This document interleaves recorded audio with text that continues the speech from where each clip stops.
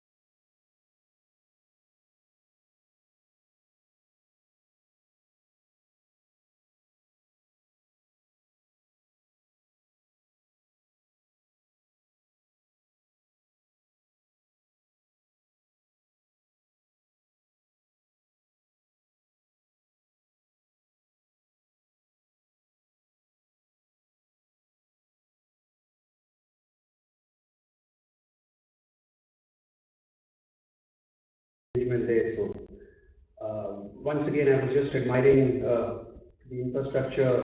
This was not there when we were there, but a lot of things were not there at that point of time. But one thing which was there was the spirit. When we were there, we were a 9-year-old institute, making its presence felt on the Indian landscape. We had our teachers with us.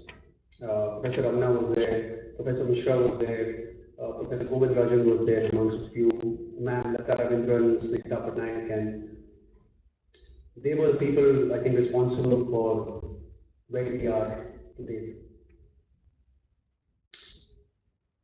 So pardon me, there are a few gaps in the middle and all because I'm going through a lot of emotions today. It's a day that I've been waiting for a long time, and so yeah, the one thing I can tell you, I mean, certain things are black, certain things are white, certain things are gray. But what is in black and white I can share with you is that the two most glorious years of your life or your career, to say, are the ones that you're going to be spending here at the next time, right? And the learnings that you are getting here, and I can see it from the committee, the way the people are looking after us, the way they are coordinating, and there's so much of work going on. This will hold you in very good stead when you go forward in your career. It may look as if it's a non-academic, it's a non-academic part of your curriculum. It's something that you don't get grades for.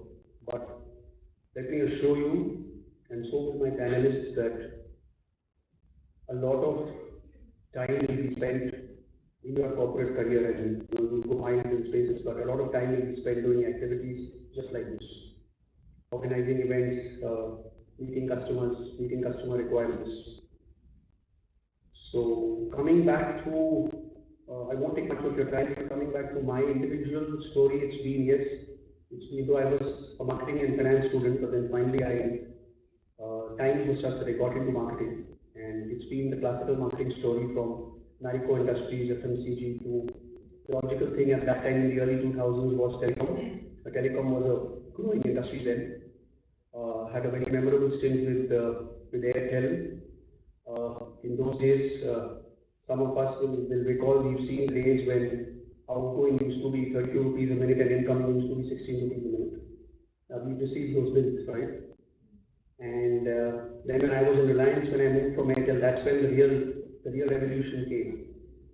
I don't think many of you would have been old enough to know that we first time offered a phone for 500 rupees, a handset.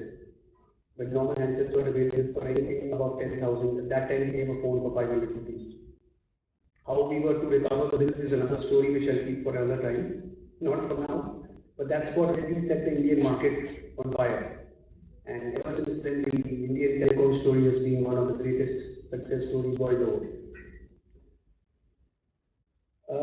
So then I had to continue in Hyderabad, and I had a chance. I was picked up for the world's largest PPP project.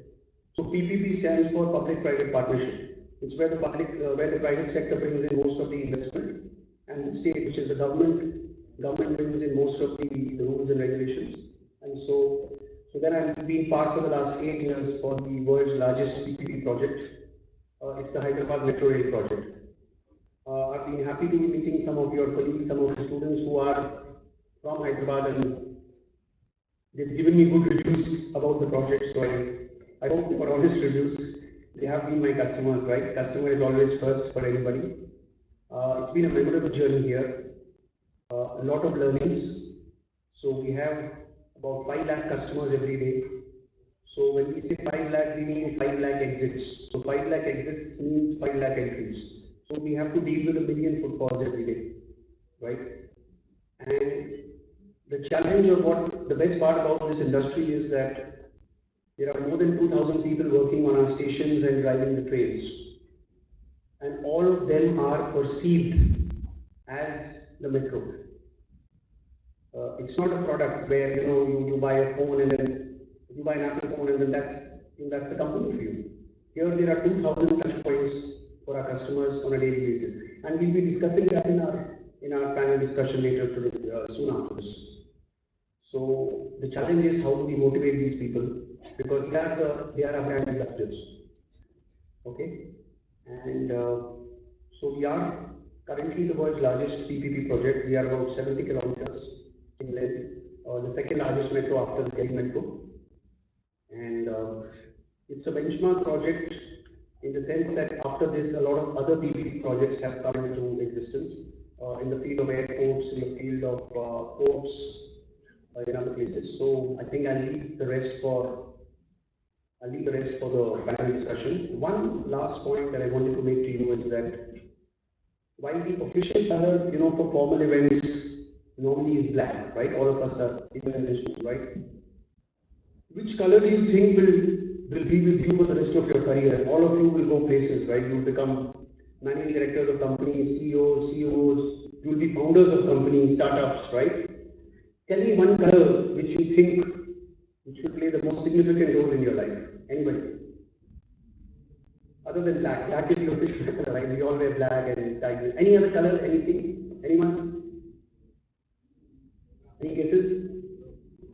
Blue, someone said. Not exactly anymore. Sorry? White? No, I'll need some more answers. I'll need the correct answer still hasn't come. I mean, the suggested correct answer still hasn't come. Green. Green, you mean from the sustainability point of view, from the environment point of view. Yeah, but there's another color which will be more important, and that will be part of your everyday life. Giving you a hint. Yes, exactly. Who said green?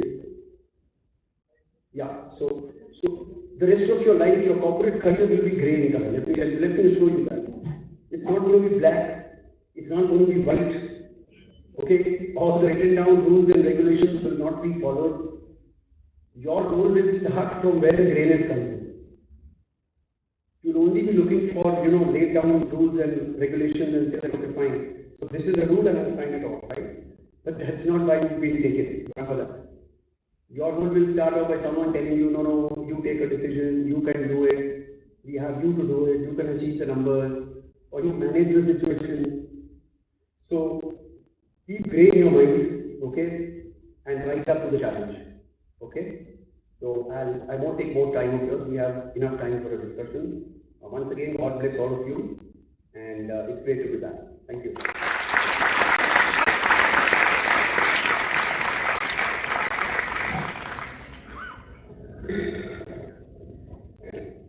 Thank you, Mr. Verma, for your inspiring words.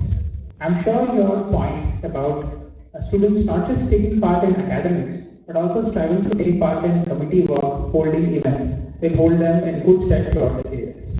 So thank you for that, sir. It has been a true pleasure hearing you share your experiences and insights with us.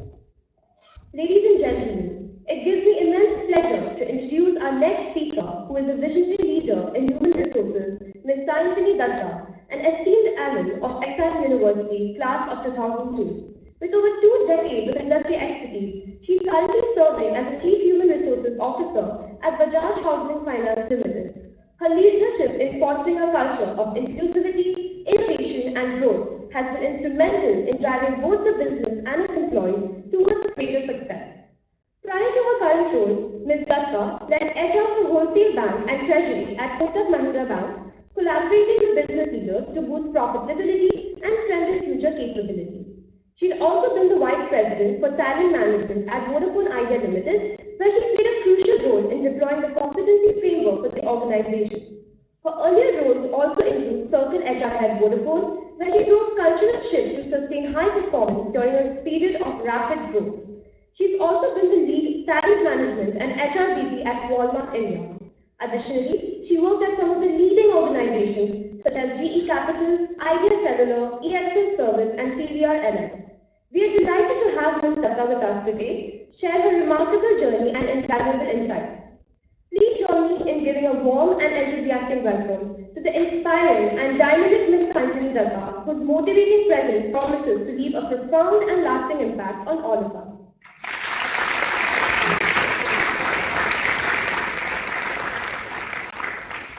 Thank you. That was a wonderful introduction. Please do share it with me so that I can use it somewhere else as well. I don't have to write it. Can I get a mic? I prefer not standing behind it.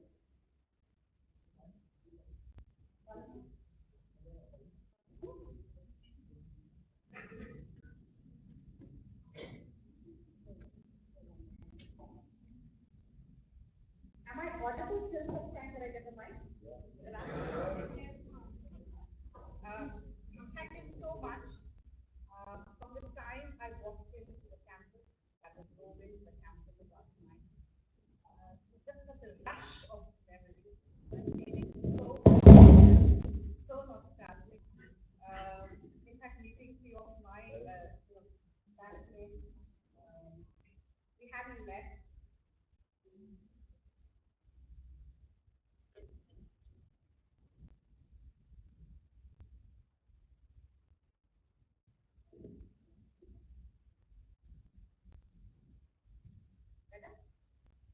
Is it better now? Yeah, better. As I was saying, it's been so emotional since yesterday. And today when I met Ina, I met Manmeet, and we shared our stories, just been profound. And I think the defining emotion for me is gratitude. I don't think, and I think that letter, whoever drafted that letter that you guys left in our rooms, the roll-up, there was a line which, the letter ended saying, this is where it started off. I was touched. I think that's so true. My entire professional journey started from this day. And while Rishi, my co-panelist, said that everything outside will be great, I will do the HR job of marketing corporate jobs. It will not be great. It will not be as technical as the 2 years is going to be here, but it can be as beautiful as you want to make it, as you step out of it. So a little bit about myself, while of course enough and more has been said, with a lot of, I would say, puffed up pieces about me. But I've had a wonderful career so far. In fact, I started my journey with a firm called TVRLS. It's a boutique HR firm. And for any of you, I don't know how many of you here are specializing in HR. It was run and is currently run by somebody who's a stalwart in HR in India. In fact, they are the pioneers of HR in India, so Dr. C.V. Rao. And I still remember the onboarding, the induction. So we had a 10-day induction in our Ahmedabad office. And we had Dr. C.V. Rao, Dr. Uday Parekh doing HR management. It's like a dream come true for anybody in HR. From there, I took some time to find my footing. My dream job was GE, and that's where I landed myself somewhere around 2005. If after expiring, I have to say that it's a place where I learned, GE was that. So about 8 years, a little more than 8 years into GE. every year and a half, something else that beckons a larger role, a bigger career, moves multiple companies within GE. So recap we had at that time, three different verticals. The move followed them into various roles. Did that very successfully. My last role in GE was as a architect for 3 months. This was the time of 2008 financial crisis. In fact, immediately after that. I moved out of GE and joined Walmart. Walmart at that time was going through a demerger. So before that, in India, Walmart was part of the Walmart. And it was just going through that demerger and joined the Walmart part of it. Fantastic learning, amazing place. I stayed there for a short while, about a little more than a year. But saw what a demerger looks like, what it does to the organization, and how recraft a new culture as the organization. From GE, I moved to a company called Vodafone. So I like to say Vodafone came calling. Again, Vodafone is a fantastic place. Stayed there for about 9 years. So very interestingly, I joined Vodafone, did again various roles, theory roles, HR head roles. I was HR head for Karnataka services at that time, it was services for Vodafone. I saw the entire merger of Vodafone and IPO. It was one of the biggest profit mergers. Outstanding learning and also giving to the organization in the merger process. It's a tumultuous process, it's complete chaos, and you have to manage, right? You have to ensure that business runs and things don't stop. So I was there with the merged entity as well, Vodafone and IPO. In fact, I had worked in IBM sometime back, early on in my career. And so that kind of made me amongst the minority of people who had worked in IBM, had worked in Vodafone, and then worked in Vodafone IBM as well. The telecom had gone through its phase, and it was finding its pace. It was going through a rough patch. It still is. It still is in many ways. And that's when Kotak Mahindra Bank came calling. They beckoned with a fantastic role. It was the head of HR for wholesale bank and treasury. In fact, today when I walked into the library and I saw your Bloomberg lab, I was immediately taken to my dealing room of specialists. That's where you have these Bloomberg journals. 4 years, and that was really my first organization, first stint in a promoter-driven organization. I was apprehensive to begin with. I did not know, because prior to that I was really working with the likes of GE, Vodafone, so I went with some trepidation, the culture of the to promoters trial and all that. My fears were all put to rest. Kotak is one of the most professionally run organizations. Of course, Kotak is a legend. All of you, he retired last year. But that organization, again, gives you immense empowerment. I personally could, at my level, walk up to their office and discuss HR challenges and pushing back on things. That was the kind of culture that we had. Of course, after Kotak, I found myself in Bajaj. And Bajaj is a very different culture. Today, I stand, and I'm sure a lot of you would be aware, my company is just done the IPO.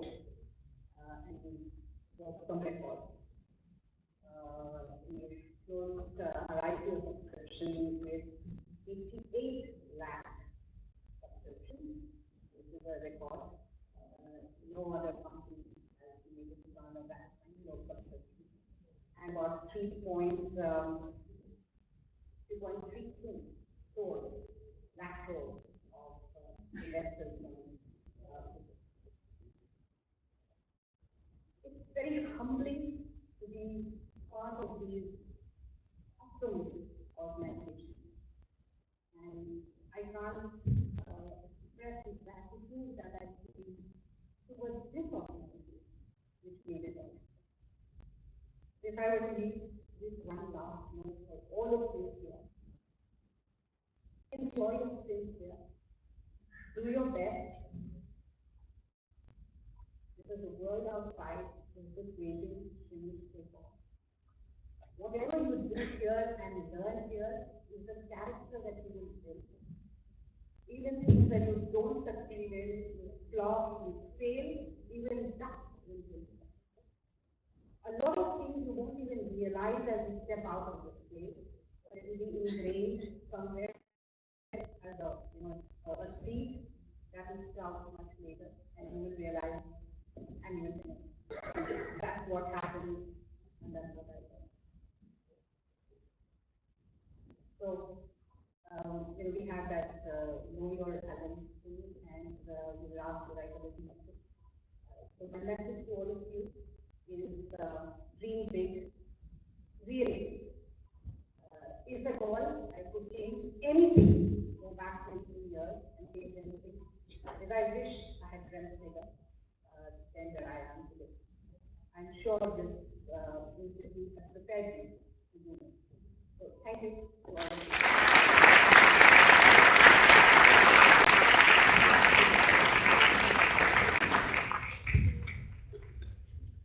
Thank you, Ms. Dutta, for your invaluable insights.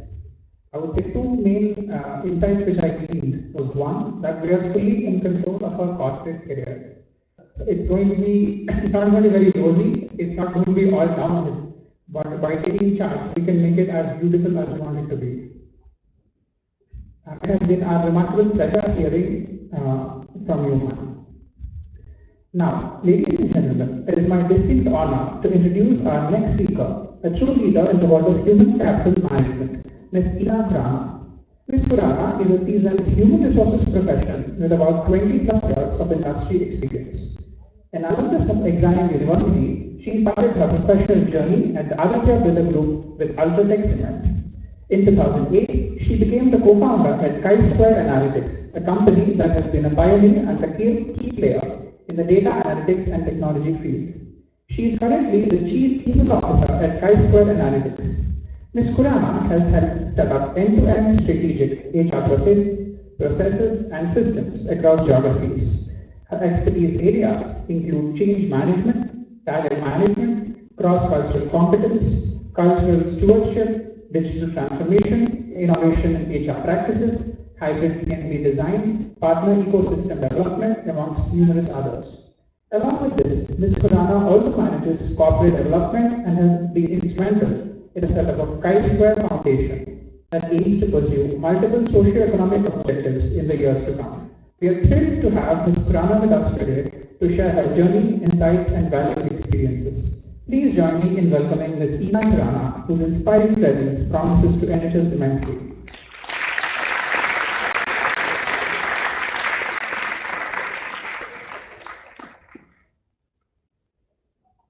Good evening, everybody.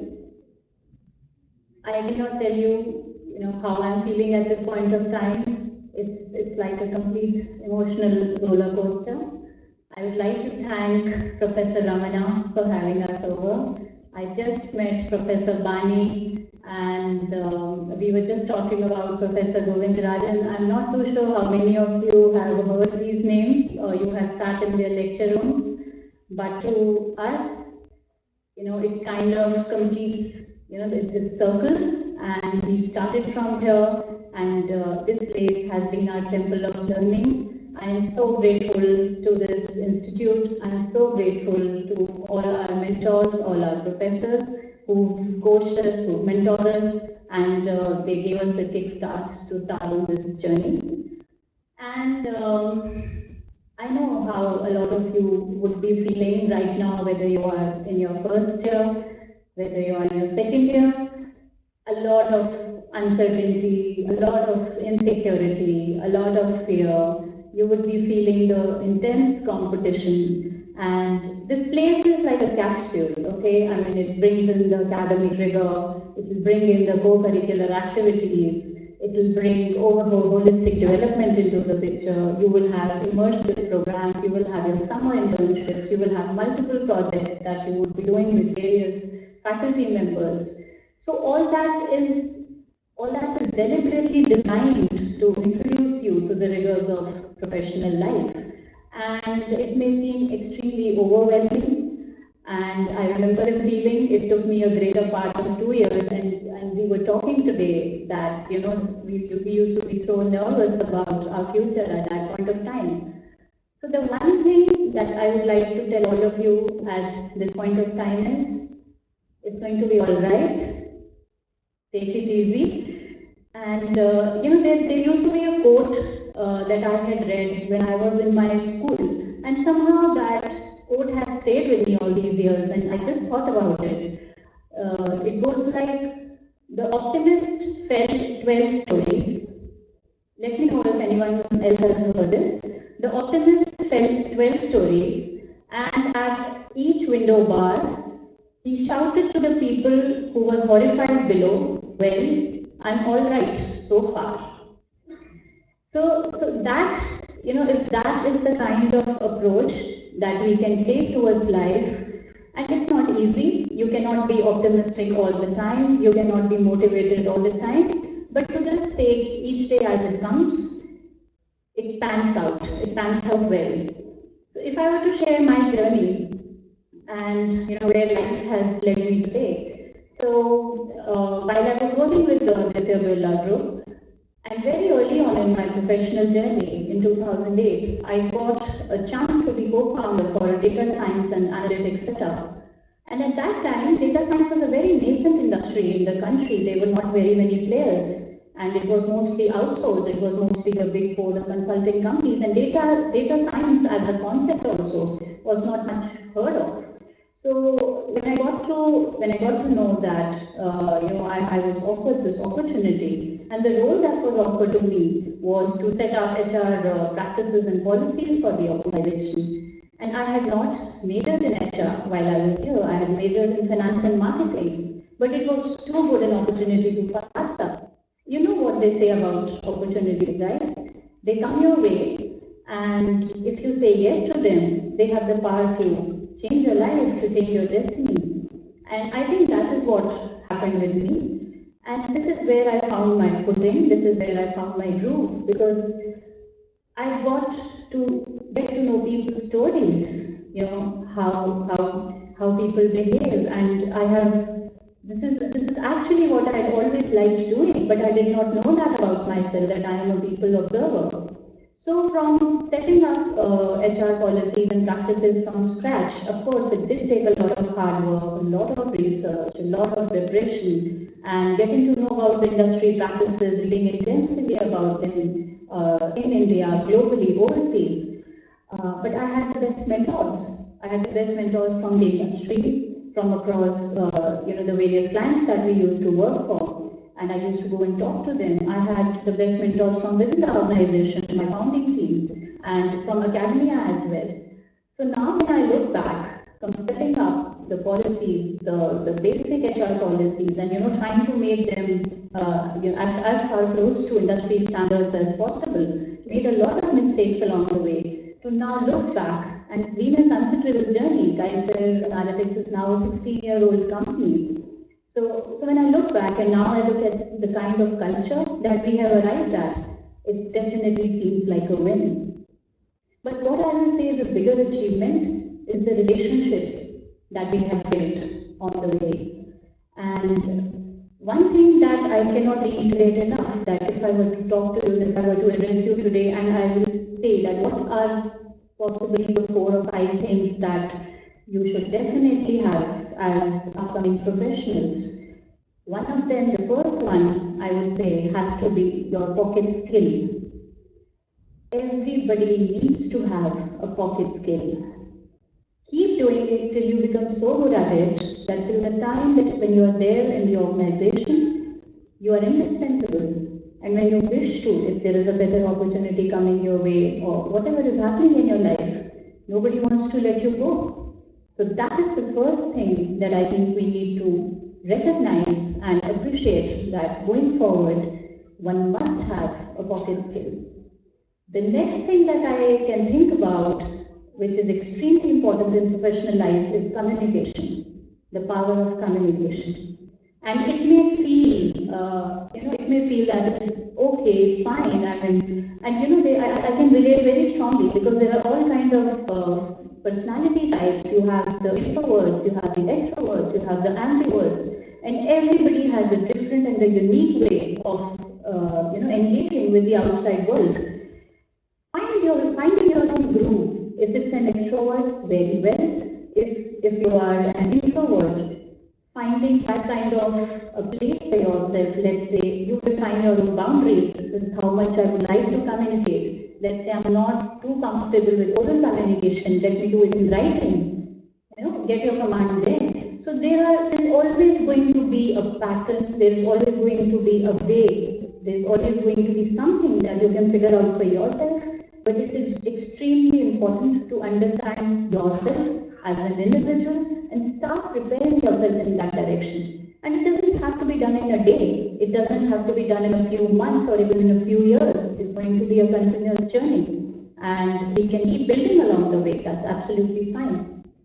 The third thing that I can think of that one definitely needs to grow is confidence. And I'll tell you why. There will be various points of time in your professional journey where you will feel demotivated, where you will feel lost, where you will feel uncertain. It's not going to be too different from what you're feeling today. Let me tell you that. Every time that you step onto a new journey, the same emotions will, the same basket of emotions and probably more, you're going to feel at that point of time. We still do all the time. It's okay to feel that way. It's absolutely fine. But if you would notice and just look around you, if there is somebody, who at that point of time feels that it will be done, we can do it, how much does that change your perspective immediately, right? It kind of brightens up the room.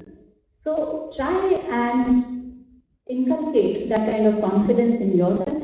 If it's not possible at this point of time, try and stay with people whom you think instill that confidence in you, and eventually it's everything can be acquired. So confidence definitely along the way can be acquired. The next thing that I can think about, and I always go back to this, it takes a village to raise a child, right? And it still applies to all of us. None of us can work without a support system. Whether it is our family, whether it is our mentors, our professors, our faculty, our peers, our friends, our colleagues, our seniors, our juniors, everybody. Even at home, you will be having a very strong support system that you cannot do without. Your parents will be having a very strong support system that they can't do without. And in my professional journey, and even in my journey as an individual, as a human being, I cannot emphasize this point enough. Have an extremely strong support system that you can always go back to any time that you feel you are not good enough, any time you feel that you have failed, and you will fail a number of times, and don't feel disappointed at your failures. Take them as a learning. Yes, the disappointment will stay with you for an extended period of time. It could be different for everybody. But eventually, we have to take the learnings. It's all right to fail, and we have to move on. So just take 10 seconds to think about who are your support system, who are the first 5 people, the first 10 people, the first 3 people, or any number of people that come to your mind, and be very grateful to them. And just pray and just hope that they continue to be there in your lives for as long as is possible. Right? And what else can I talk about? Okay, so one more thing that I think is extremely crucial it is a little early on for me to say this to you, but I'm sure now that you are postgraduate students and some of you you're coming from a certain amount of work experience also. One thing that I would say, whatever we got, as I said, it takes a village. They all have given in those kind of inputs. They all have worked that hard to get you where you are today. There will come a point of time in life for each one of you where that realization will come that we have to give back. We have to share the spotlight. We have to pay it forward. We have to shine the light on those who are instrumental in getting us here. Right? And even in organizations, I tell you, everybody, the whole team that we are working with is extremely meritorious. They're very capable, they're very aspirational, and they know much more about us when it comes to technology. They know much more about us when it comes to social media and so many other things. Your generation is so aware, so intelligent, and so ahead of us than what we used to do at our point of time. So it is so very important to share the spotlight with people who have made you what you are today. So, and when we do that, what happens is certain tweaks here, certain mentoring here and there that we need to do because they're already brilliant enough. It kind of elevates the whole, the whole team because it's a win-win. And everybody feels appreciated, everybody feels nice, it's a positive culture, it's very heartening to see. And it's a huge win back for us because we are learning so much from them. So I always say that, and I always talk about reverse mentoring, I learn so much from my team members, I learn so much from your generation, from my children. So it works beautifully. So, trying to help each other out and try to help each other out as much as is possible. There will always be situations when somebody needs your help. And that is the point where we can make the highest impact, not for ourselves, but for that person. Right? We are not doing it out of any ulterior motive. We are simply doing it because it's the right thing to do. It's the absolutely right, fundamentally right thing to do. So keeping that in mind, the kind of relationships that we build over the years become our biggest win. And then it starts to create that kind of timeless legacy, right? Not just for any kind of a community, whether I talk about this institute, whether I talk about the organizations. I was listening to what Rishi was saying, what Sayantani was saying, and when we talk to industry experts, you will be talking to a lot of leaders, you will be talking to each other. What is the best thing, what is the first and the last thing that you remember about organizations? Apart from the brand names, of course, it is the culture. That is the biggest win that any organization can have, that the time that you spent there, it seems so precious that you possibly don't even want to go anywhere else. Because you're getting just everything right. It can never be 100%, but if you're getting close to anywhere on your scale of satisfaction, you will continue to be there, right? So I think that is how, if we look at things, and no further than, let's say, Tata's to look at is a perfect case study, the kind of ethos, the kind of work ethic, the kind of culture that they have created. That is what gets most talked about, and it still gets talked about. That is the timelessness, that is the legacy that they've created for yourself.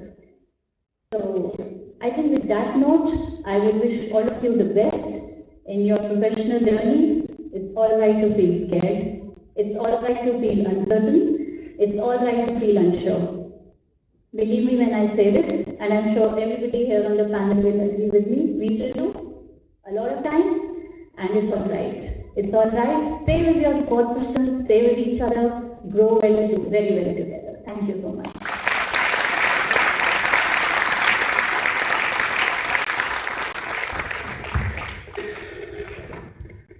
Thank you, Ms. Khurana, for sharing those crucial nuggets of wisdom. Out of the many insights you gave us, one particular insight was developing pocket skills. That is, how do we cultivate indispensable skills so that when heads are about to roll, which often seems to be the case in today's corporate culture, the company sees value in us and instead it decides that we have some potential to invest. So thank you, ma'am. It has been a wonderful pleasure hearing you share these experiences and insights with us. Ladies and gentlemen, it gives me immense pleasure and great honor to introduce our final speaker. She's a trailblazer in the world of human resource management, Ms. Manmeet Sandhu. An alum of Exam University, Ms. Sandhu currently serves as the Chief People Officer at PhonePe. Before joining PhonePe, Ms. Sandhu had an impressive 9-year career at Amazon, where she played several pivotal roles. She led HR efforts for Prime Video, where she aligned HR initiatives with the platform's strategic goals and spearheaded diversity strategies for Amazon's international consumer business, collaborating with teams across Europe, India, China, and Japan. In addition, Ms. Sandhu was instrumental in managing HR functions for AWS and China Technology for retail systems in Bangalore and in supporting HR across multiple business groups. At PhonePe, her focus has been to enable a long-term sustainable organization through attention to culture, manager capability, inclusion, and accelerated impact. She has been instrumental in supporting the organization's goal of scaling leadership to keep pace with its exponential growth and building a world-class HR organization with the right tools and systems for PhonePe employees to reach their full potential. Today, as we all gather to learn from her journey and glean valuable insights, let us warmly welcome Ms. Manmeet Sandhu, a visionary business leader and a source of profound inspiration for all of us.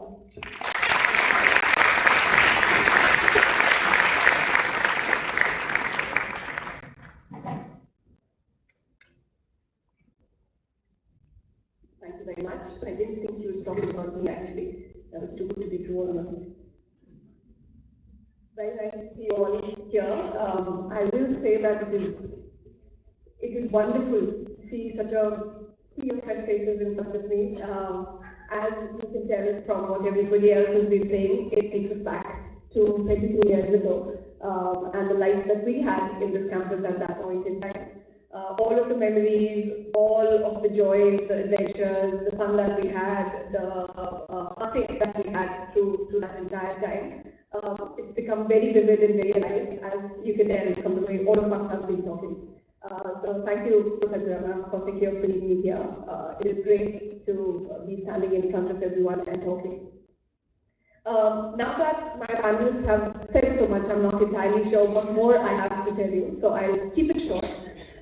Two parts of my story that I think might be interesting.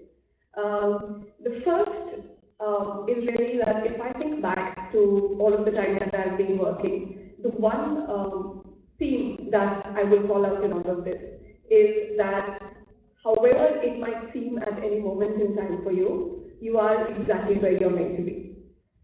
It might feel like the world is falling apart.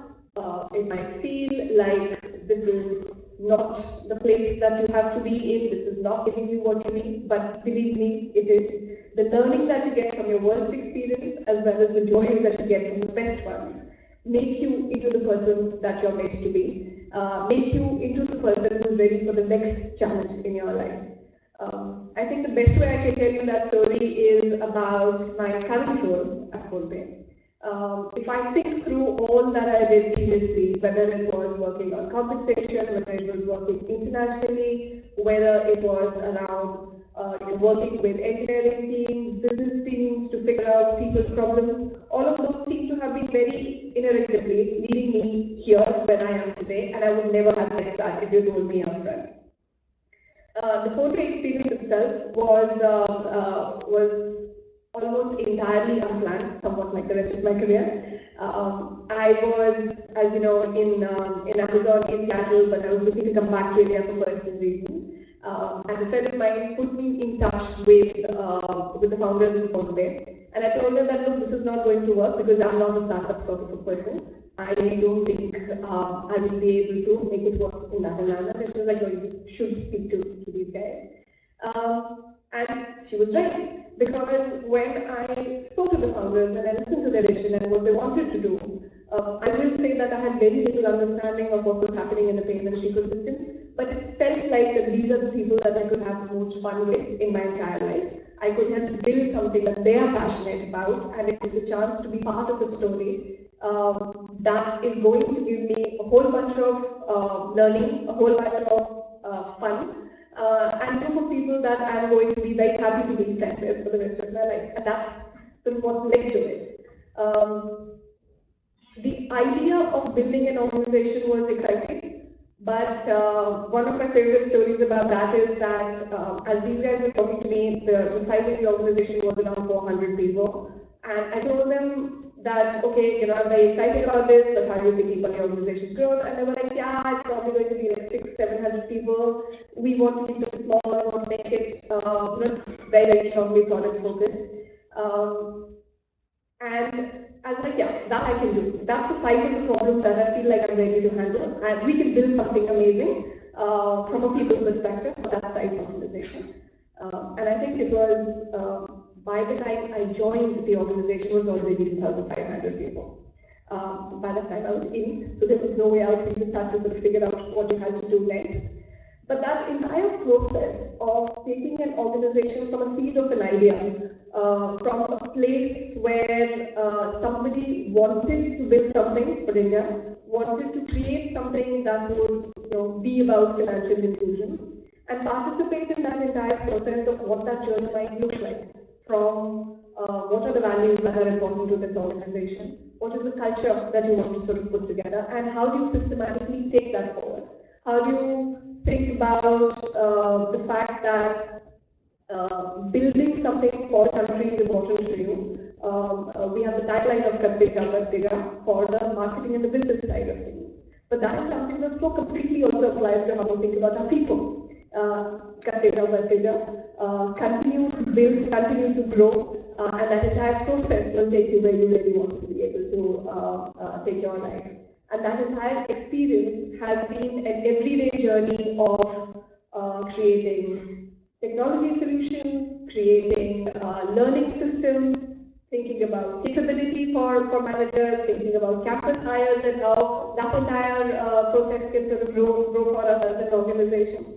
And every day, the thing that I think about is that if it wasn't for the fact that I was very willing to dive in headfirst into that entire challenge, and if it wasn't for the fact that the idea of having a lot of fun, regardless of the consequences, I would probably have never taken the plunge, and it continues to be the best decision I have ever taken in my life.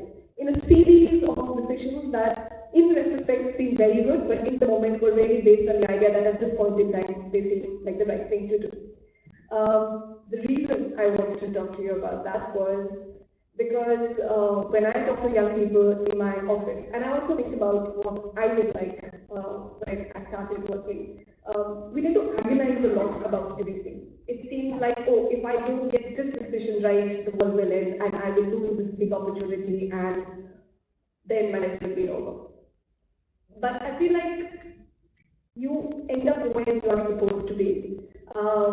You learn what you're supposed to from every moment that you have. And the only mistake, the two mistakes that you can make through this entire process are one, that you're not enough in a moment. You're constantly thinking about that next opportunity, that next big step that you're going to take, versus really being in that instance and doing the best you can with it. Because what that teaches you and what that prepares you for is far better than the planning that you're doing in your head in terms of where next you want to be able to go. And the second thing is that you focus maybe too much on the outcome and not enough on the inputs. Similar to what I said before, but it's much more about the inner point around profit skills. That this entire journey of life maybe is about who you are supposed to be. What person are you supposed to become? And that's an internal process. That's about sharpening your skills. That's about learning how to work well with people. That is about figuring out what really is the source of challenge and excitement and joy for you and making sure that you sort of remain focused on it. And if you are able to do that part of it well, the titles and the money and whatever other amazing things that look good from the outside will come to you. Because these outside things, they're not all that great when you're kind of getting them. The things that are great are the ones that are going on inside of you, the skills and the capabilities and the person that you are becoming every day. So finally, this is kind of what I will leave you with. that you have an amazing life ahead of you. You will become the best versions of yourselves, and all you have to really do is be ready to take on the challenges that life throws at you, and that there is nothing that can ever stop you. Thank you very much.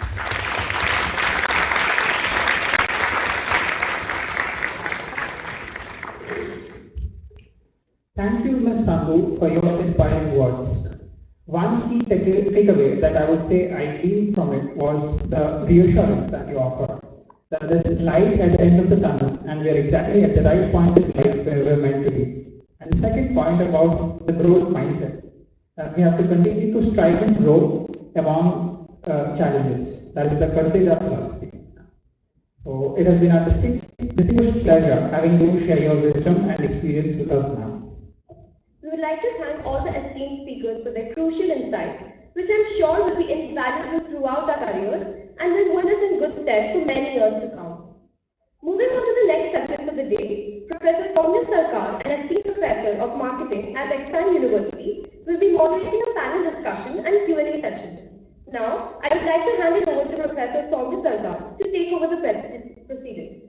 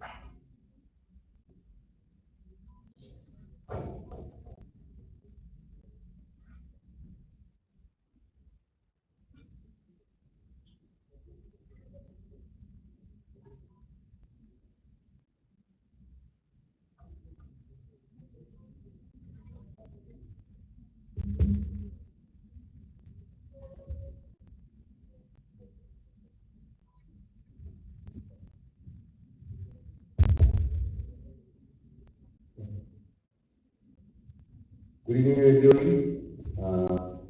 The last hour or so has been quite. Although I was feeling, am I supposed to feel left out? I am neither a current student, neither an alum, but I was engrossed more into what was going on, what nuggets were thrown around, and that those were very interesting nuggets. So, taking on from there and keeping the overall theme of this summit in mind, I think we can start off with, since we have both marketing and I won't use the word HR because I would rather stick to the word people who are working with people, whether it's marketing or HR. There's not much of difference. That's what I also believe. You have to work with people. And as an ex-engineer, this is a major change in culture. If there are engineers here, and there will be a lot of engineers out there who you should wake up to this, that at the end of the day you have to work with people. And this entire success comes from there. So how we are going to create in terms of rethinking possibility, which is the theme of this summit, how we can keep on creating a strong brand, both from people's perspective and also from a consumer perspective, through marketing and through handling people. So, does that make sense? Okay, so over to, I'll pass on to Sayantani, please, the close to me. So let me talk about my GE days. And so, GE had two distinct eras. There was the Jack Welch era and there was the Jeff Ement era. So I joined in the Jeff Ement era. And both these times, G had a very different identity, both the consumer-facing identity as well as the internal. So in the Jack Welch era, um, the G tagline was, "We bring good things to life." And that was my first association with the brand itself. So this was pre my Exime Bhubaneswar days. I don't know, you guys are the young lot. I don't know if you've heard of the series called. So there was this. It was a fantastic series about aliens. I don't know, can any of you guess here in the crowd what I am talking about? Sorry? Sorry? Yes. Okay, which generation are you? Definitely not the one I'm facing. So X-Files was something that I was super engrossed. It still is one of the, I think one of the best series ever made. And she used to sponsor it, right? And after every break, it would come, "You bring good things to life." And that's how I got intrigued about the brand itself. And I had read a lot about GE before joining campus. And of course, as I had mentioned, that it was a company that I dreamt of working for. So GE tagline in the 1980s, right up to 2000, early 2000, was that because it was a consumer-facing brand, right? So GE at that time was about appliances and electronics. Lighting. 2002-3 is when Imelt took over. By that time, GE was a completely diversified conglomerate, right? We were in 11 different businesses, right from making jet engines, so aerospace, GE healthcare, which was into cutting-edge medical devices. We were into media. We were even into theme parks. We were doing G plastics, so a lot of research went into creating all of that. Very diversified, and our competition was equally diversified, right? So we were competing against the likes of JP Morgan Chase because as G Capital, we were competing with them, with Citigroup. We were competing with Times Warner, Walt Disney, you name it. So again, for example, when I joined GE, I did not know that one of our competition was Rolls-Royce. And I wondered why, right? So that was the diversity of GE. And we realized that it could not be any more about GE bringing good things to life. It had to be about a unified brand vision which could speak to investors, which would speak to obviously the consumers, and which was by that time largely B2B, and employees. And that's when we came up with the tagline of imagination at work. Thereafter, for I think the next almost, and even till date, G has stood for innovation. To the extent that any employee coming into the company, you could palpably feel that this organization stands for solving world problems, stands for creating products which are unlike any. And it was seeped into every process that we ran, including people processes. Right? So in G, we had a session C process, which is about measuring people's performance and their potential. One of the biggest traits that we would measure, right, leadership traits, was the person's ability to innovate, to imagine, to think outside the box. I'll just stop at that. That I've worked in organizations who believe that there is a core value that the organization brings. That core value has to be communicated to your stakeholders. And the way to do it is through a unified brand communication, which resonates with all the stakeholders. So that's my example. Right, thank you. So I guess this one. Thank you so much. Okay, so the point that I'm trying to cover here is that how can not the CMO, but how can marketing or the business development side of an organization integrate with the employees of the organization to enhance the brand image and hence enhance value and customer satisfaction and things like that. You're all there for that, right? But how can we involve the employees? We're normally dealing with customers, right? But we all have an organization and we have employees in it. So I'll give you a live example that has happened. I think the year was pre-COVID, I think 2019, and we had a set of interns, like many of you, the first year will be going for internship, and the second year, the final year students would have come back from intern. We had summer interns with us, and we were doing, we give them projects, right?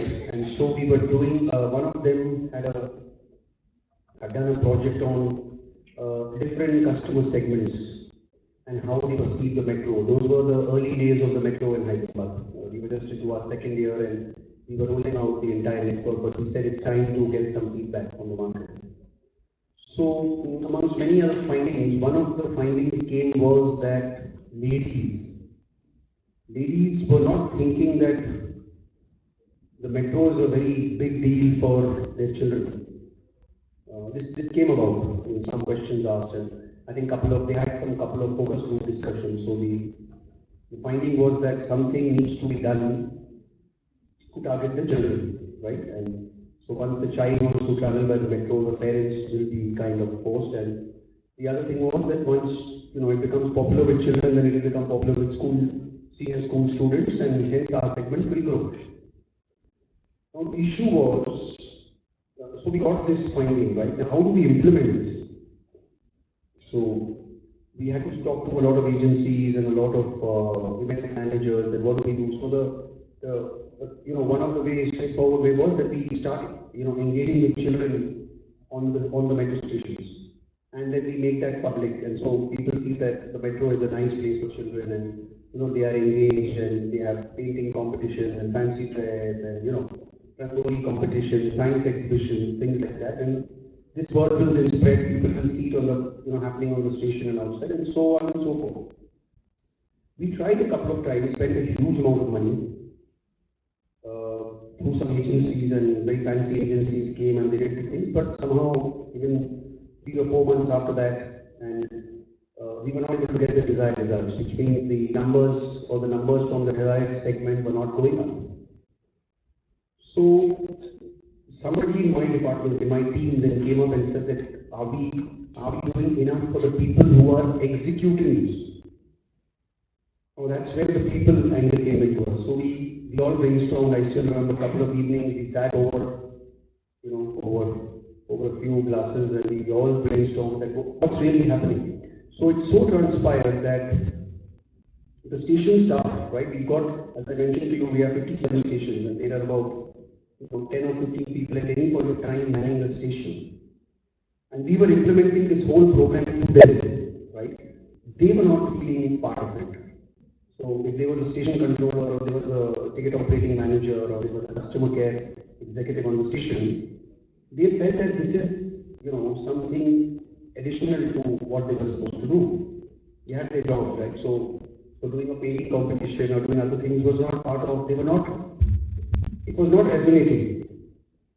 And so then we worked out a plan. We took the help of our, now it's called CPO, Chief People Officer, but I think by then in 19 we used to call it CHRO, Chief Human Resource Officer. And I still remember sitting and saying, now please help me, what do I do?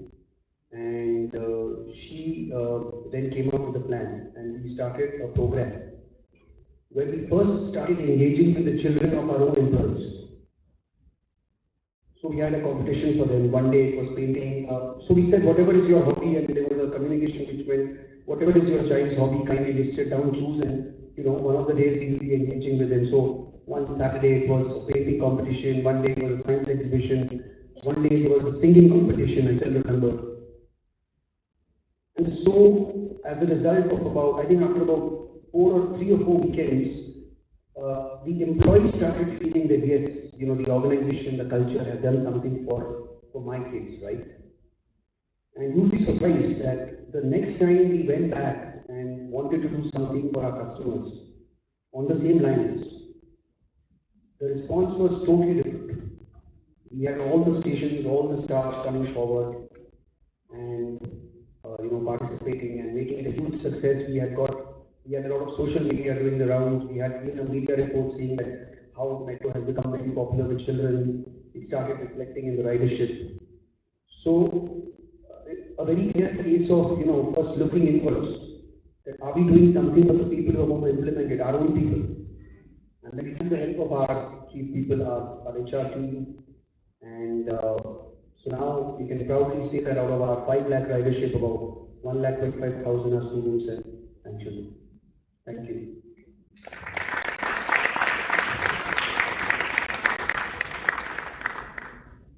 So as we talk about building organizations, whether it is with respect to internally for employees or externally for customers, I think the story or the examples that I probably wanted to tell you, I've already spoken to you about the Karteja Varteja idea and Portray, which consistently sort of very clearly establishes the focus on ensuring development and growth, inclusive development and growth for everybody. But I think the interesting thing that I'd like to talk to you about is Amazon, because Amazon actually is an organization that hasn't had much by way of marketing. They do some amount of performance marketing, but there is almost no brand marketing in most parts of the world. But from Amazon brand perspective, it is something that is not only strongly established, it is also very clearly established. You kind of know what kind of an organization it is, both as something that you might want as a consumer, and most definitely as you want as an employee. And to me, one of the successes of that particular way of demonstrating the organization is the fact that it's very clear that it's not for everyone. If the brand is everything for everyone, then it is really nothing for no one. And I think that was one thing that Amazon was very clearly able to do, that it very clearly established what it stood for and also what it did stand for. The 2 or 3 examples that I can probably talk to you about, some of which you might be familiar with, is the fact that, of course, it's an organization that is very, very data, logic, information driven. It is an organization that believes in being able to do deep research, write detailed documents, and then base those on the kind of decisions that you want to be able to drive through the organization. But also this idea of mechanisms, which is really saying that everybody wants to always do the right thing. If I tell you that, oh, as a business development leader, do you want to increase the revenue? And you will of course say yes. And you want to ensure that your returns are minimum. Yes, you will get yes again to the same thing. But you have to have a means of being able to do that, because without that, it's merely just a good intention. From a customer perspective, one of the things that the organization used to do was that very frequently in a meeting, you would have an empty chair that would represent the customer. So you are discussing various different ways in which this particular product is going to increase revenue, reduce costs, make the process more efficient, and all the various stakeholders who are responsible for all of those are there talking to you about it. What about the customer? And that's what sort of the empty chair would represent, the fact that somebody over there could make sure that the voice of the customers was also sort of very strongly taken into account. The other very pertinent example is the fact that if a particular product was consistently being returned, which means that it was not meeting the needs of the customers that it was supposed to be there for, the customer executive, who's basically entry-level person in a standard operationalized job, they have the power to take the product off. So just to give you a little bit of context, in an online environment, the category heads are possibly some of the most powerful people, and these are the people who are responsible for ensuring revenue and sales happen for the product. And you tend to sort of have category heads for, say, you would have one for grocery, you would have one for home, and so on and so forth. The worst thing that you can do to them is to take products off without telling them or without involving them. A CX agent is probably the most junior level person junior person in the organization could take products off if they felt that it was not meeting the requirements of the customer. So this idea of saying that, hey, consistently as an organization, what are your values and what is it that you want to be able to convey in a way that is understood by everyone at all points of the time in the organization, and it is not dependent on just what you train people into or what you tell people, but the power that you give to them in some of the ways in which this idea of ensuring that the focus that we want to be able to place on the organization towards the customer, towards the employee, is consistently validated with the organization. That's sort of the story that I'd like to do.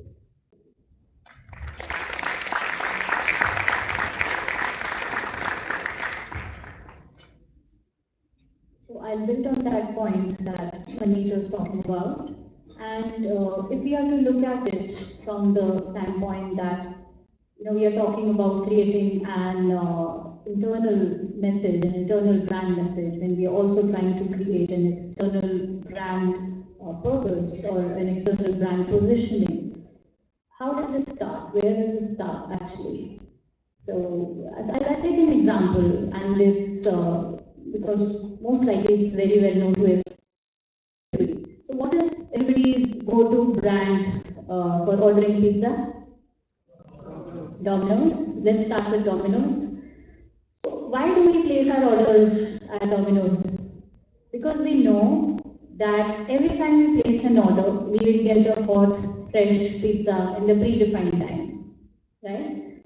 And they are doing it consistently. They are doing it over and over and over again. Most of you would have seen that 99.99% of the times you'll be satisfied, with your experience at Domino's. So how did they arrive at that kind of messaging internally as well as externally? They've made a brand promise that we are delivering you the pizza in this predefined time, hot and fresh at your doorstep, come what may. And they're keeping to it. So that kind of an internal messaging will come with an absolute integration of all the leaders of the organization, where the organizational purpose was defined probably at the boardroom level, right? So you have the CMOs, you have the CPOs, you have all the CXOs who sat there and who decided that this is going to be the brand promise, and we have to see, we have to work, we have to reverse engineer to see, or we have to work forward in a 360-degree format to see that we are able to arrive at that. So a machinery has to be created. You have to have the systems, the policies, the practices, everything around that brand promise, and then you have to drive it through. And it's not easy. It's not easy because it's a people-intensive model from operations to delivery. So you are talking about burnout, you're talking about fatigue, you are talking about changing situations internally as well as externally. There could be any kind of situations that come up. So what do we do therefore? How do we keep the people motivated, right? So what do we do there? And where does motivation come from? One cannot be entirely motivated every single day, right? So how do we take care of the fatigue element, let's say? So this is where I would borrow from what Manmeet was saying. It's about empowering. It's about enablement. It is about giving them the autonomy. You have the systems, you have the processes, and they've kind of made an exhaustive SOP around it. And even possibly all the contingencies have been factored in. There will be contingencies in every environment, right? So even all of them have been factored in, and with continuous learning, with continuous feedback, so that employee feedback, that customer feedback, that loop has to be extremely complete. You have to keep putting in the feedback into the process so that you keep improving your processes. But what do we do about employees? How do we keep them motivated? If you have to deliver, come rain, come sun, come whatever the weather, wherever the location is, how do you make sure that the pizza gets there? So that over and above the processes has to come from motivation. Enablement has to be there, empowerment has to be there, that autonomy has to be given, and we have to give them that kind of an environment where they are able to contribute. So if I were to look at, how we do things at Chi-Square, there is a lot of flexibility. Because this is a very, very tech-intensive industry that we are part of, and it's extremely competitive. There is very high burnout. We've seen the kind of churn that happens in tech industries in this space, and there's so much attrition, there is so much layoffs. And if I look at an average number, so most of the youngsters who joined Chi-Square have been with us now for 5+ years. They got married, we recruited them from campuses, they've got married, they've got kids now. So it is so heartening to see. And how does that happen?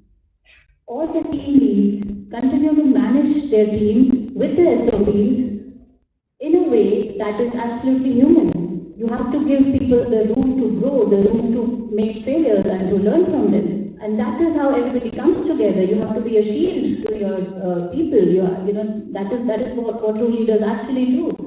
And the very more important thing that has to be done is, I was talking about communication at that point of time, from the leaders, the internal communication to the employees, sharing success stories, sharing people stories, sharing their journeys, sharing the company achievements, not just in the good times, but even when it is challenging. A lot of dissent comes when the employees, they know what is happening in the organization, but it is not told to them by anybody. Does that sound relatable? Yes. So if the leadership comes forward and says, yes, it's a tough time for us, but we are committed and we are going to hang on and to be resilient, it gives immense confidence to the team, right? On the other hand, if we are to look at a scenario where these teams are not speaking to each other, the sync is not there, it leads to complete dissonance, and employees will be the first person to feel that disconnect, that disengagement, and then the brand promise is lost, and ultimately it will lead to customer dissatisfaction and then customer churn. So I think the more important point here is that the entire organization has to think of it as one unified message, which is there not just for the customers, but for their internal employees also, and then to build on that promise, and then to take the organization to the level that we are able to deliver it. Sayantani was talking about GE, and the first thing that comes to my mind when I think of GE is their Six Sigma delivery. How many of us have heard of it? Yes, right? Almost all of us. So what does Six Sigma absolutely say? It actually says that 99.99% of the time, you are absolutely on delivery, make no mistakes. So even if we are not able to do it the way GE is doing, even if we are not able to do it Six Sigma, we can do a 5 Sigma, but it will not be a 1 Sigma, right? It will never be a 1 Sigma. So the endeavor is to get there, the endeavor is to keep growing and to take back, to close that feedback loop and to continue to work in that direction. And I think that creates good brand promise for any organization. Those are my 2 thoughts on it.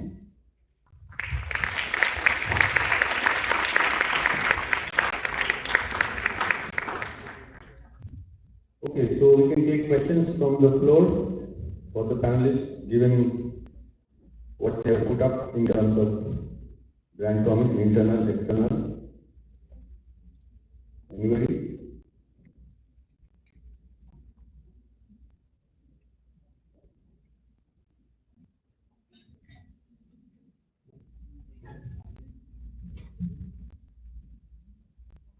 Good evening. I'm Sandhu from 2426 batch.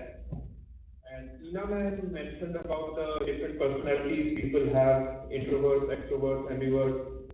And since we have people experts as Sir said, I would like to know your views on whether hiring managers prefer extroverts as hires and is it for specific roles? And as a second question, how should introverts and extroverts leverage their personality traits and their strengths to excel and choose their roles?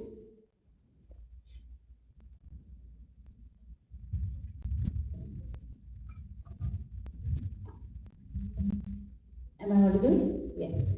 Could I know your name, please? Chandan Adkar. Chandan, hi Chandan. All right. So, what was the first question? Can you please come again? So, whether hiring managers prefer extroverts as hires and is it for specific roles? All right. Okay. I'll take it up from 2 standpoints. right? One as a potential employee and one as an employer, right? And so we are the people team, so we have been championing hiring for very long now. So let me first take it up as an employer. Okay. Employers do not look at it from a personality type standpoint, actually. Employers will look at it from a clarity standpoint. How much clarity do you have regarding what you're talking about? And there is certainly a role, that they are looking at filling. But what will definitely impact the hiring decision is A, the clarity that you have around it, B, the intention, the honesty at which, from where the person is coming from. And as I said, technical know-how is something that we are looking at it in a very fundamental and a foundational way. So that has to be there. The intention has to be there. And how well you are able to adapt to the situation, how well you are, how flexible you can be if, let's say, a case study is given to you or if a situation is given to you, how well you can think of it from a solution standpoint. Because what is it that all of you are eventually going to do when you step out? You are going to find solutions to business problems. As simple as that. It could be it will be in your area of specialization, but in every area of specialization, in every organization that you will be working for, eventually you will be finding solutions to business problems that come your way. How good are you at solutioning? How well you are able to construct a framework? And how well you are able to execute that framework. So I think that is the kind of thing an employer will look at. Okay. To address the second part of your question, which was what are certain strengths that introverts can build up or extroverts can build up. Although I'm not an expert in MBTI framework entirely, I do know what it is, and it is something that I strongly believe in. It is very important that we understand what kind of a personality type we are. That's the first thing that helps us. And you have those 16 dimensions. Am I right, Manmeet? Yes. So you have those 16 dimensions, and that will give you that scale that you are in ENFJ or you're in ESFJ or whatever, so whatever personality type you are. And just to sit, not just MBTI per se, even if you don't do the MBTI, it is okay. Just sit and understand yourself as a person. Let's say you're an introvert. Let's talk about that because they are the ones who usually feel less understood.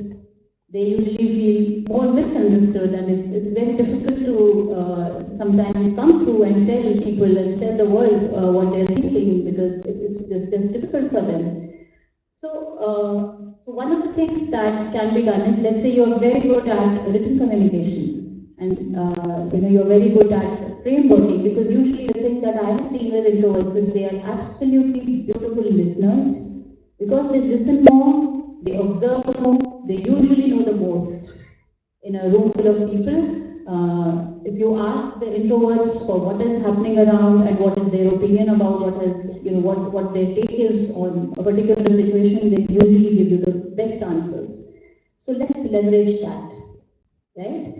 And so know your strengths, whatever personality type you are.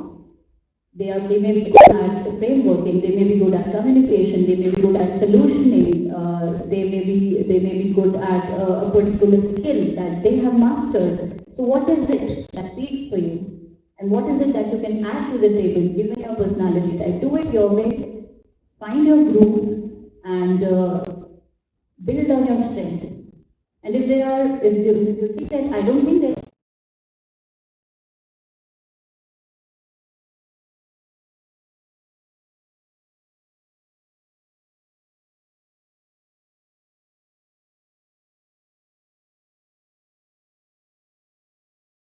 mind, we take the learning and we move ahead with that learning.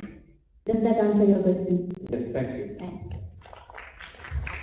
So, Chandan, I'll just add on to what Ina was mentioning. So, it's like a game, any game. Okay. Each delivery has to be played on its merit, right? taking the wicked into account. So, for example, when you are understanding a customer problem, or you're understanding a customer problem statement, or there is some, some problem which has arisen from your side, from the organization side. Let's say telecom, it was very common in our time that there would be 10,000 connections in a building and the signal was not clear. Now, at that time, when you're understanding the customer problem, it pays to be an introvert. First, hear out the problem.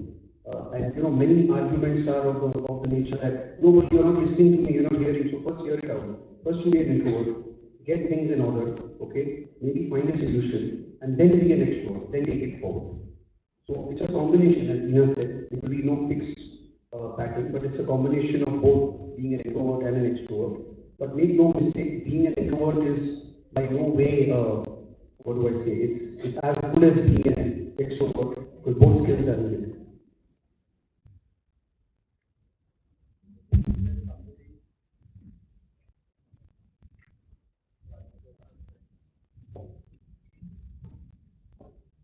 Good evening, sir. Good evening, ma'am. I'm Akash Mukherjee from the batch of 24-26.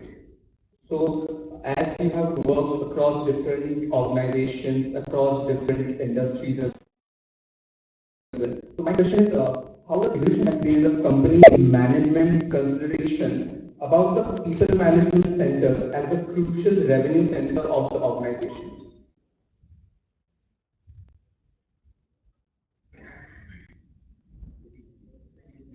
May I repeat the question?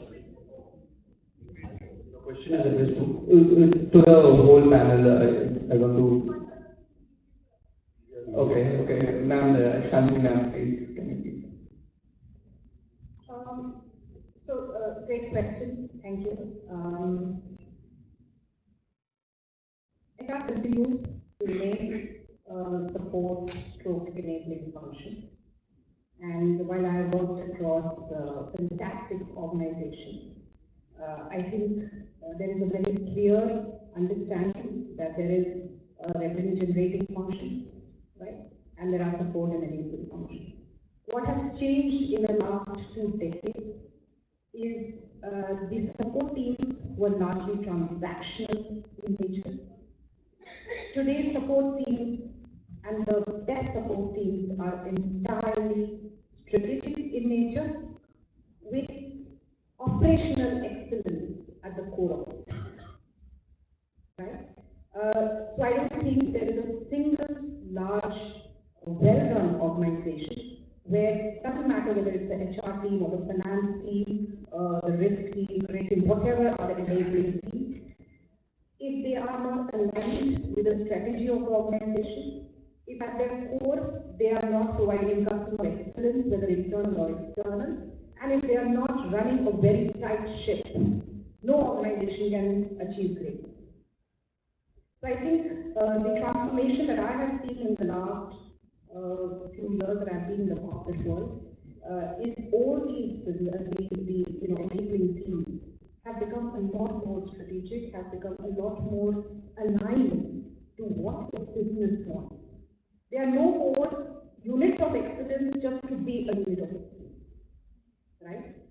And neither are we seeing that anymore, right? So I think, personally, when I speak to my own team, wow, okay, is my favorite is you are enabling business, right? You are not a support role. So understand business before you can start helping. So I hope that answers your question. Yes, in fact, to the earlier question, Chandan, right?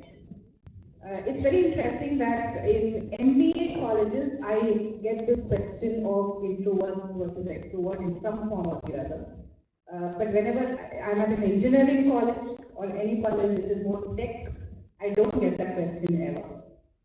So I'll just do a quick poll here in this entire group sitting. How many of you think you are extroverts?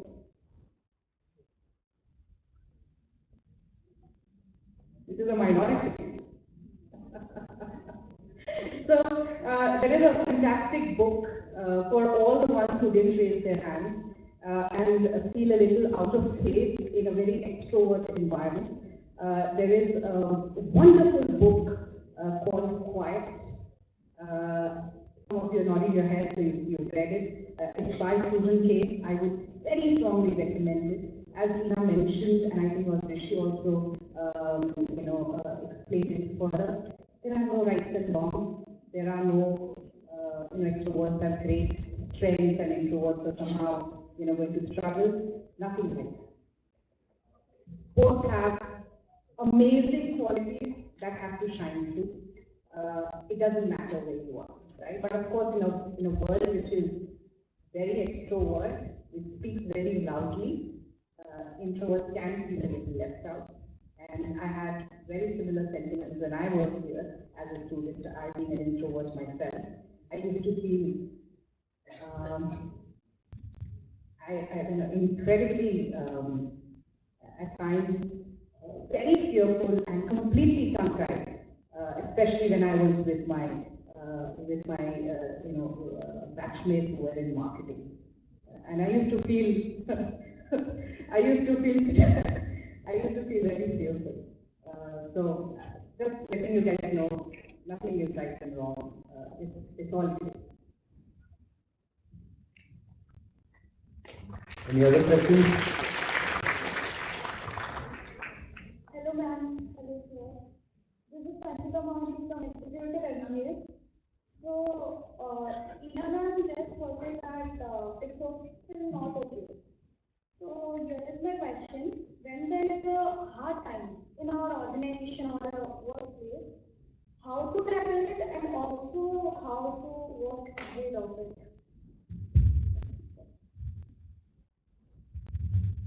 How to tackle it and? How to work ahead of it. Okay. And when you say a hard time, you mean a hard time for the individual or a hard time for the organization? It's an individual. Sometimes things doesn't go in your way. Okay. All right. I'll try to break it down into different elements that I can think about.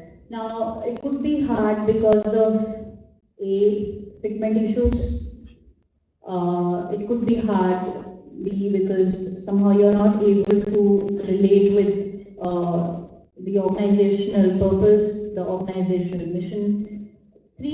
Probably the culture of the organization is not too conducive that you're able to identify with that particular culture. So it could be any number of reasons, which is why I take one step back, actually. And as far as possible, before we take up any role in any organization, it may not seem like much of a choice right now because most of you are looking at placements and most of you'll still be having your dream companies. And although I read somewhere that in today's context there is nothing called a dream company. Is that true? Or no? We still have dream companies? How many of us have dream companies here? Okay, it looks divided. It's not as overwhelming as I thought it would be. Okay, so yes. So coming back, one step prior, it is very important before you enter an organization to identify whether it is the right organization for you. That will be my answer. Actually, I'll tell you why. Because if you are not aligned, and we've all been talking about how to create a brand, and we all know that it has to be a complete alignment between all the stakeholders, internal as well as external. And if you are not somehow in sync with what that organization stands for, then it's not going to work out for you. Sometimes what may happen is that yes, you identify with the organization, but the environment is not conducive. Now, so one is an internal situation, one is an external situation from your standpoint, right? If we are able to kind of solve some of these issues by communication, by communicating more with our go-tos, taking help where needed, if there is certain mentoring required. Let's say there's a skill gap, then you can fill it. If it's a communication gap, that also can be filled, right? So most of the problems that you will face, it could be a communication issue, it could be a skill gap. What else can it be? Sometimes it's about a certain organization has there is a case of a merger and an acquisition where cultures completely get divided. So it could be n number of situations, but to break it down into elements and see where the problem actually lies and if you can address it. And if you can address it, then yes, take all the help that is required and fill that gap, and then only further build on it. And it will, of course, take a lot of support from the team, even from from your managerial team and from all your go-tos, from all your team leads to help you. Otherwise, without help, it's very difficult to get rid of any kind of a problem. And if it just doesn't work out, move ahead. It's not for you. So it's okay to accept that this is not the right organization for you. If you're not finding the right kind of response, if you should get one. But if you think that it is doable and they understand you and you'll be able to fill whatever gaps are there, then one should definitely work towards that. That would be my take on this. But I'm opening the question to the entire panel to see what they have to say about it. You covered it quite well. I think the only thing that I would add to that is that one of the things that we talk about introversion, extroversion, all of those things. But really the important thing is to understand what the environment needs from you, what your manager, what your company, what your team needs from you, and being flexible enough to figure out how to provide that. One of the very important elements in that is having the humility and the simplicity to do the job that needs to be done and to do it at the best of your capability. I think that, I'll tell you that a lot of times in HR, when we find that people are having performance issues, very frequently they're not performance issues, they are what you call just mental blocks that they have in their mind about, I don't want to do this or I can't do this. And if people are just able to open up their minds to say, hey, this little shift is all that I need to do, they can do wonders. And I have seen that happen. I have seen people just make that small change in how they operate and be, go from barely kind of managing to be immensely successful in the organization. And it's also, so frustrating sometimes when you just want to shake the person and say, look, you can do this. You have everything you need to be able to do this. You just have to open your mind to it. So there's that thing, that the responsibility, if you can take it on yourself, on saying what is it that is needed, not who am I and what do I want, but what is this environment around me, and what does it want from me. That very frequently helps sort of make that shift of being able to manage the environment. So that's the first part. But I would also say that if you're the sort of person who's going to be blaming themselves or anything, then I'll tell you to stop. Because if you are able to see what's happening in the environment and what the shift is, and you're trying to make it, for but whatever reason it is not sort of settling in, then walking away is one of the best things that you can do. Because very frequently, it could well be that the environment is not the environment for you, or the job is the wrong job for you, and you could very easily move into something else that could make you so much more happy, so much more successful, so much more satisfied with where you need to be, and be able to recognize whether this is the lesson that you need to learn, or whether you're done and you've done everything that you possibly could have, and now it's time for you to move on. So unfortunately, that's judgment that comes a little bit with time. But kind of getting to that level of understanding about your own self, on whether it's time for you to continue to fight or whether it's time for you to move on, is actually the most important thing that you can do about it.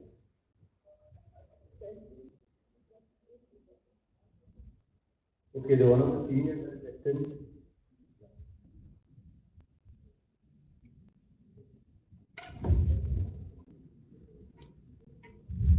Late evening, everyone. This is Ayush from the BES batch of 23-25. And since I have a question to Manmeet ma'am, since you mentioned about the building organizations. So my question is, how is Foreplay addressing the need of specialized credit risk and financial product development skills with its new credit line on UPI they have introduced? And considering only 16% of MSMEs have access to the formal credit line of 25 to 30 million. And how does this impact your employer branding strategy, and especially when you are competing for new talents and with traditional banks and fintechs? So this is, I would say, you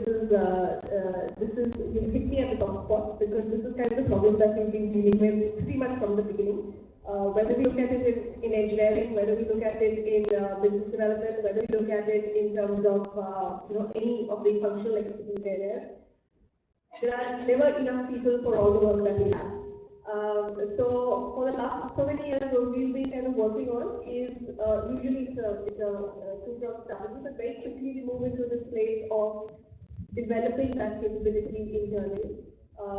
We have been working with engineering being a big one, working with engineering colleges and developing sort of curriculums that are more closely associated with the skill sets that they need. In the financial services space, we just began to work with a bunch of specialized financial services organizations that are focused on developing capabilities, so skill sets development. We are working with external organizations like campus, and this is usually graduate level campuses. So we work with companies to sort of build up that capability.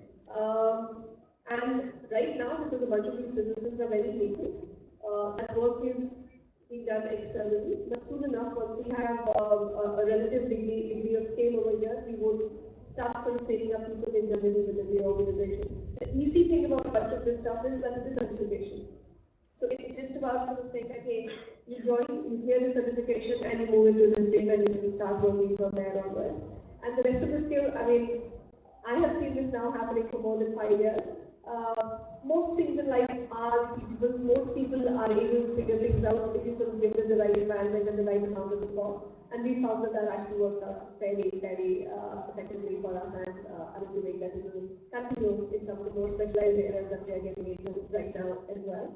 To answer your second question around ensuring that credit lines are being made available when it's really required, that's actually, when I talk about financial inclusion, that's really the work that we want to be able to do again and again. So we work with a bunch of internal models that are focused, that don't make this a dependence on an individual. So if you're, a young person in the company, I won't make you entirely responsible for figuring out which SME to give the loans to and which not to. We do, thankfully, are able to work with data around a bunch of these things. We are able to, especially from a merchant network of around 40 million merchants right now, we are able to kind of work with data to figure out where is it the highest likelihood of the person needing the funds and also having a high likelihood of them being able to return it. So our models around identifying the right set of customers who may not get covered by the standard models is relatively strong. And so models take care of a large part of that work. Individuals don't have to require much knowledge that can control it. Thank you, Your sir. question? Yes, sir.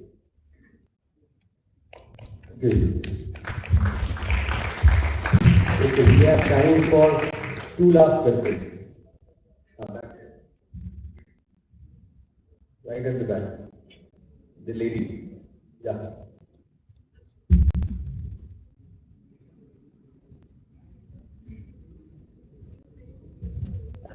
Good evening, everyone. So, myself, Priyanka Mishra, student of exam BPM batch of 24-26, and my question is to Rishi sir. So, given how the urban mobility landscape is now like evolving and increasing competition from the ride-sharing platform nowadays, so how the company like L&T could position itself through innovative marketing strategies to enhance the commuter experience and drive the customer loyalty? Very pertinent question. So if you look at it in any urban mobility, in any journey, there are actually three parts to your journey. There is a first mile. That's where you leave your home and you come to a central spot. Maybe there a company transport picks you up, like many IT companies run their shuttles, or you have a metro, where whichever cities have a metro. That's the core mile, right? Most of the journey is that. And then there is a final last mile connectivity where they drop you off somewhere and again you perhaps take an auto or something and go. So the way we are positioning ourselves that we take care of the core mile, okay, and all the the ride share platforms like Rapido and others and Dunzo, and so many of them are there now. They all work together with us being part of our first and last mile connectivity arrangement. So instead of making them our competitors, what we do is we say, okay, we will do the marketing for you. We will make an announcement in the train that look, when you reach a so and so station, you can get a Rapido or a bike down, right? We integrate with their app, so you can go to their app and make a booking. You can make a booking over there, right? For example, we have integrated not on the first and last mile, but for ticket booking, we also integrated with PhonePe. PhonePe is our partner. You can go on the PhonePe app and book your metro tickets over there. So the idea is to, it's called multi-motor integration, which many of you will see in the days to come. You integrate and give a complete offering to the customer, right from workplace, from home to workplace, and workplace back. So take them along with you instead of making them a competition. That's the thing. Sure, sir. Thank you. Yeah, I think one of the seniors.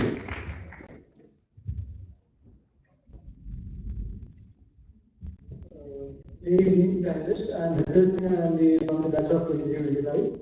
So my question is that nowadays, while selecting the candidates for managerial roles, so how do you all balance out, or how do you find the right balance between the qualitative assessments like data analysis, past performance metrics, and others, and between the qualitative factors such as leadership skills and cultural fit in the organization? So what is that perfect fit of which one do you gain more while selecting candidates for nowadays managerial roles into this one?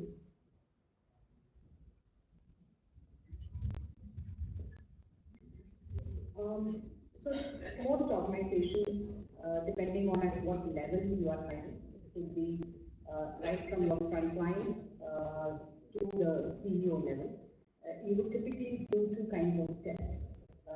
These are all called pre-assessments. That is even before you meet the person, right? And they are broadly classified into what is called a psychometric, and the other is cognitive, right? It varies, right? So the tool that you use, what you're going to assess, everything varies depending on what is the requirement and at what level in the organization are you hiring. So let me share very interesting data. Okay, when I was in Kotak. In Kotak, as an organization, we were using a tool called Predictive Index. It's a psychometric tool for almost 20 years, right? And we have done a study to see what kind of personality type or profile do really well in Kotak. And I don't know how many of you are aware of the company and what it stands for. It's an exceptionally risk-averse bank. Yeah, so we are in the business of taking risk, but we don't like to take risk. And it is so interesting that all the senior leaders, pretty much all, yeah, with few exceptions, on risk aversion, they're very high. Right? And these are personality profiles of people done when they were hired as management trainees. Right? So it is as dated as, say, even 2 decades. Right? And the ones that really came up to the top were people who were very balanced in the kind of decisions they took on risk. All other parameters were different. This is one element that stood out as common. What we also realized, interestingly, is we had created an organization where all the leaders were risk averse. But to grow, we needed leaders who would take risk, right? So that is where we pivoted and we said, we will very consciously and mindfully now going forward, look at people who bring a different mindset. Because there's nothing wrong in mindsets, you know. Both are required in an organization. But somehow the bias of the organization was to hire for risk aversion. So, I don't know whether it answered your question through this example, but organizations use different ways of filtering out or rather filtering in what they want. Any of you would like to anything else? Yeah? Okay. Okay, so after a string of pretty probing questions, I think we can call the session for the night, and then she's take charge again.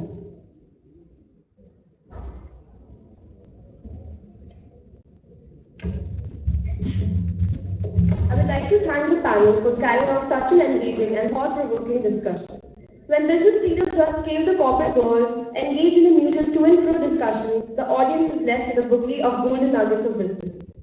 We would like to extend our heartfelt thanks and deep gratitude to Mr. Rishi Verma, Ms. Sayantani Dutta, Ms. Khurana, and Ms. Manmeet Sandhu for their words of motivation and wisdom. I'm sure our students gained invaluable insights from your thoughts and experiences on redefining possibilities. We thank Professor Soumya Sarkar for his constant support to the BES team and making the session structured and helping us get the best out of it. Now, I request the team to felicitate our dignitaries.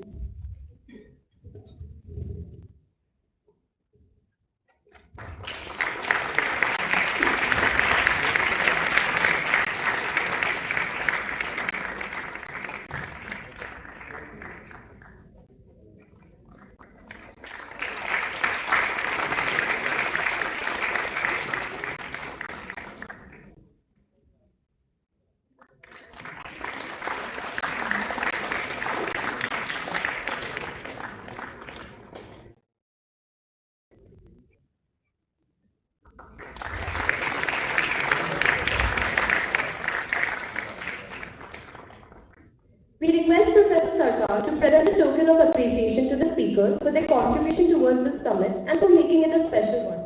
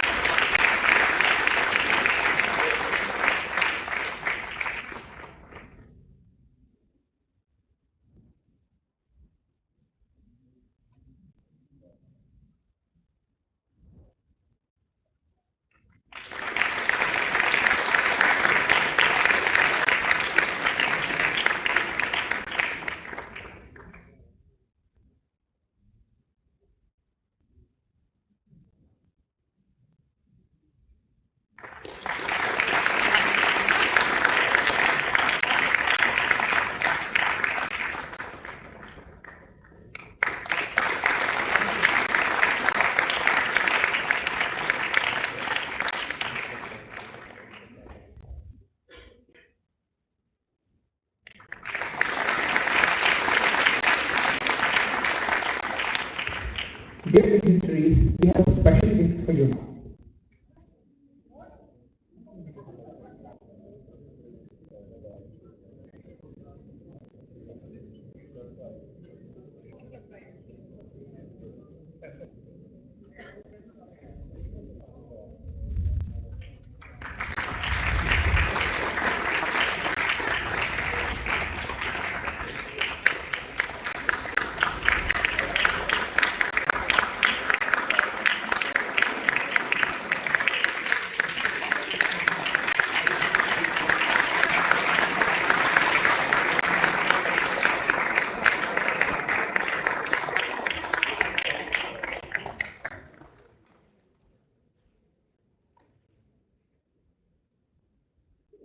Now we would like to call the members of the Alumni Committee to present the alums the token of gratitude and to launch the annual alumni magazine, Unai.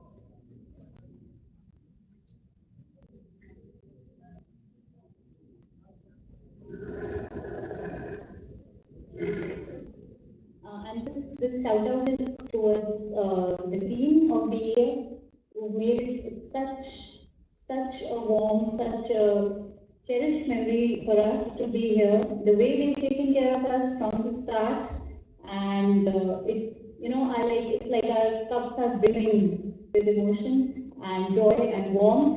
And thank you so much, and deep gratitude for the way you've taken care of all of us, and lots of blessings from all of us to all of you. And may you continue to prosper, and may the institute continue to grow and do as well as it's been doing even better. Thank you so much.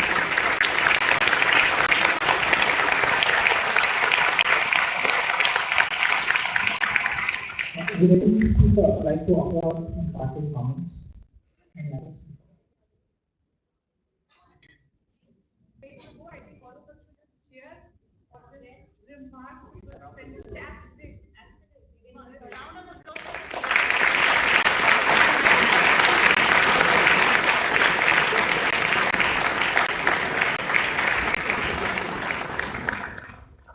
I would like to thank the audience for keeping the session engaging and showing their enthusiasm towards the summit.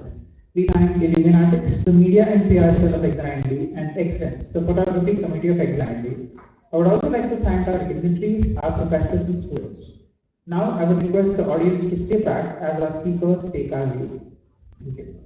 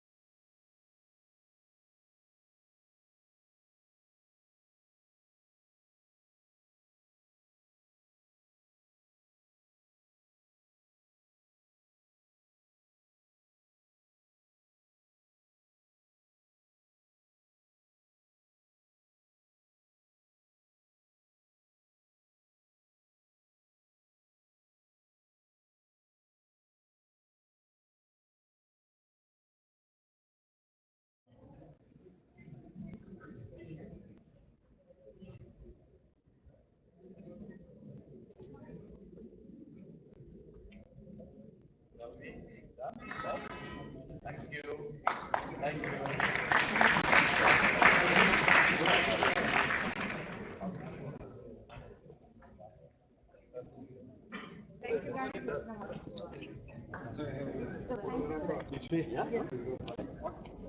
Photo वो मिला आपको photo सब